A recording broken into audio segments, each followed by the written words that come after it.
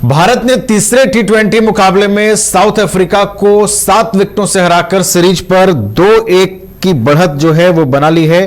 रविवार शाम भारतीय टीम ने 118 रन का टारगेट 15.5 ओवर में 3 विकेट खोकर पूरा कर लिया। शिवम दुबे ने लगातार 2 बाउंड्री लगाकर भारतीय टीम को जीत दिलाई। वो 10 रन बनाकर नाबाद लौटे। कप्तान सूर्य कुमार यादव ने 12, अभिषेक शर्मा ने 35 और शुभमन गिल ने 28 रन बनाए।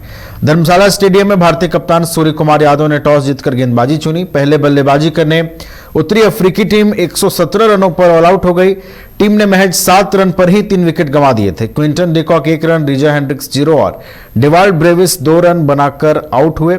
118 रनों के लक्ष्य का भारतीय टीम ने 15.5 ओवर में अब पीछा कर लिया और सीरीज में अब 2-1 की बढ़त भारतीय टीम ने बना ली है। हमारे साथ हमारे स्पोर्ट्स एक्सपर्ट राकेश रंजन जी हैं फोन लाइन पर, उनका रुख करेंगे।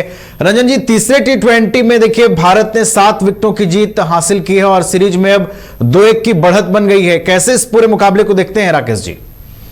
यह बिल्कुल पिछले 2 मैचों की तरह ही रहा। पहला मैच भारत ने एक तरफे मुकाबले से जीता था, तो दूसरा मैच दक्षिण अफ्रीका ने एक तरफे मुकाबले में जीता था और अब तीसरा मैच भारत ने एक तरफे मुकाबले में जीता है। कहने का मतलब ये कि दोनों ही टीमें पलटवार कर रही हैं और दोनों ही टीमें हार के बाद रणनीति जो है वो बदल रही है और उस तरह से वो पलटवार करने के मूड में दिख रही है। देखिए, जो कल का मैच खेला गया भारत और दक्षिण अफ्रीका के बीच, भारत के लिए महत्वपूर्ण था और अगर आप इसे पहले 3 मैच की तरह देखें तो 2-1 से अब भारत को सीरीज में लीड मिल गई है। 2 मैच अभी भी बचे हुए हैं और उसमें से अगर भारत एक मैच भी जीत जाता है तो नेचुरली सीरीज जो है उसके नाम हो जाएगी। तो इसलिए अब दबाव जो है वो दक्षिण अफ्रीका के खिलाफ के ऊपर जो है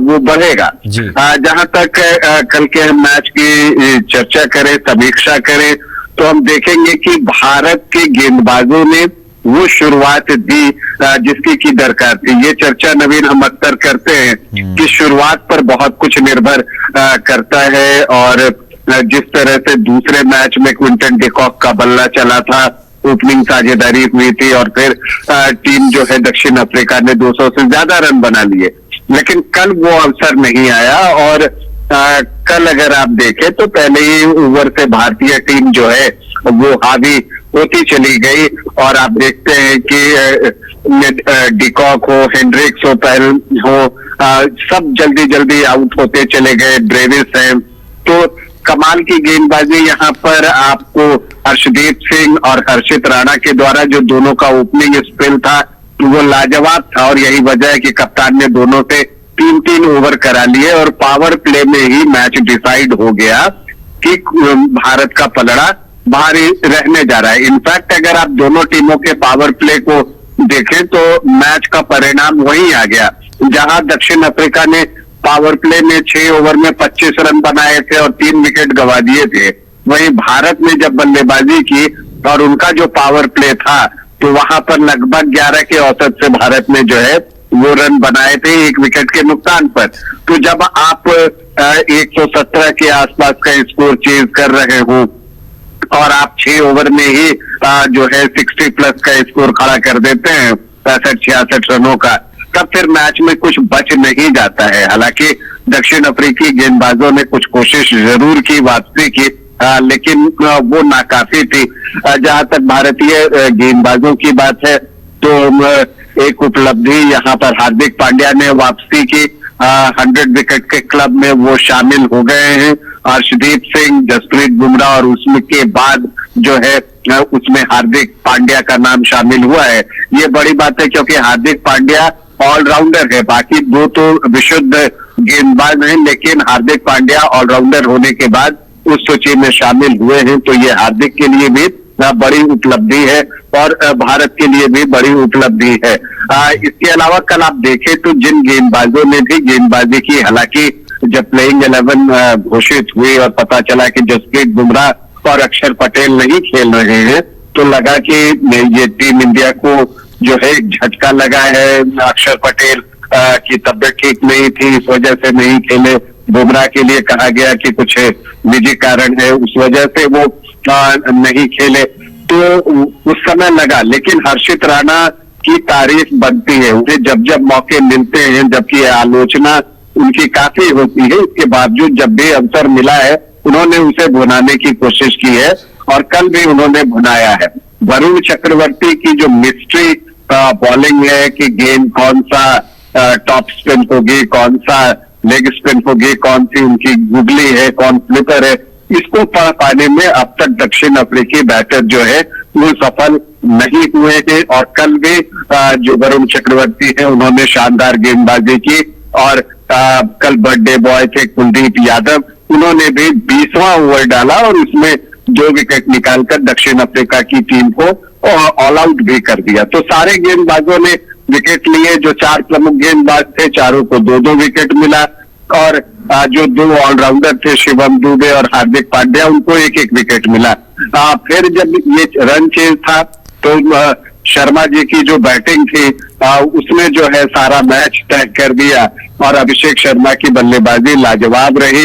अपने अटैकिंग मूड में वो खेले और लगभग 200 के स्ट्राइक रेट से जो है उन्होंने रन बनाया और मैच को क्लियर कर दिया। देखिए शुभमन गिल की पारी, जो इंतजार है भारतीय टीम को वो है शुभमन गिल और सूर्य कुमार यादव की जो फॉर्म है वो कैसे वापस आएगी। तो अगर कल के मैच को देखें तो शुभमन गिल की बल्लेबाजी को आप 2 पार्ट में बांट सकते हैं। एक पार्ट वो है जब शुरू में वो अभिषेक शर्मा के साथ खेल रहे थे, उस वक्त उन्होंने बड़ा जो है फ्री फ्लोइंग बल्लेबाजी की, 12 गेंदों पर 20 रन के आसपास उन्होंने बना लिए थे।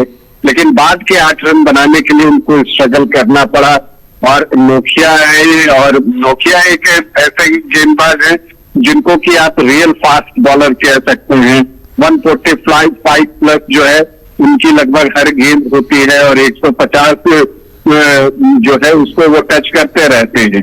तो वहां पर एक टेस्ट हुआ शुभमन गिल का, लेकिन जो दूसरा फेज रहा जो 20 से 28 रन के बीच में, वहां पर वो उतने कंफर्टेबल नहीं दिखे, अंततः आउट भी हो गए। सूर्य कुमार यादव आए, उनकी कोशिश थी कि विकेट पर वक्त गंवाए, लेकिन फिर एक पिकअप शॉट खेलने के प्रयास में वो कैच किए गए।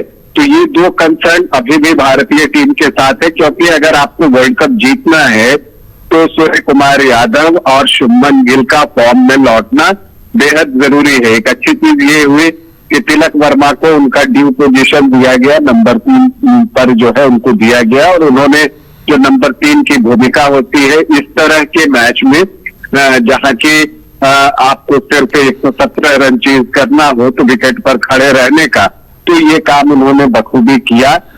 वहां पर रन गति की जरूरत उस तरह की थी नहीं, तो इसलिए उसे आप नहीं देख सकते। तो कल तीसरे मैच में बिल्कुल एक तरफा जीत भारत के लिए रही। तो अब तक तीनों मैच जो है इसी तरह से हुए हैं।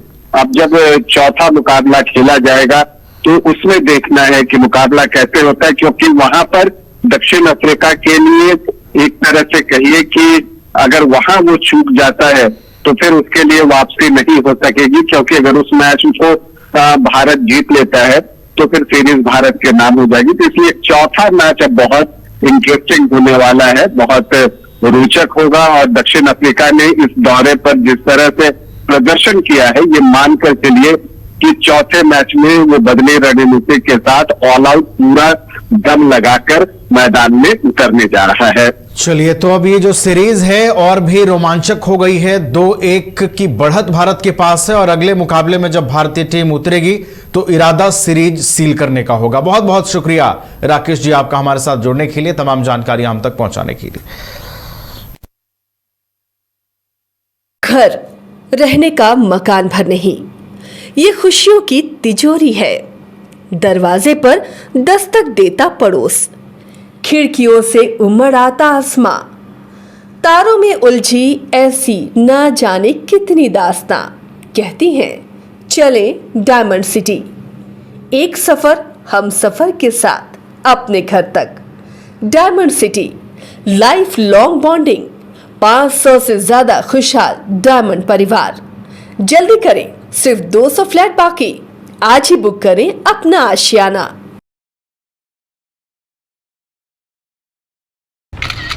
अरे कहाँ चले सुबह सुबह? अरे चिंटू इंजीनियर, घर बन रहा है ना, टीएमटी रिबार लेना है। कौन सा? कोई भी सस्ता वाला। और नया फोन? हाँ। ये कैसे लिया? ये स्टोरेज, कैमरा, डिस्प्ले सब चेक करके लिया है। अच्छा, तो फोन के लिए इतना रिसर्च और घर के लिए? मतलब टाटा स्टील आशियाना पे रिसर्च करोगे तभी पता चलेगा कि टाटा टिस्कॉन 550 SD में है बेहतर ताकत और लचक, जो आपके घर को दे सुरक्षा के साथ सेविंग्स भी। क्या हुआ? पहले रिसर्च करनी है ना। टाटा टिस्कॉन 550 SD, समझदार बने बेहतर चुने।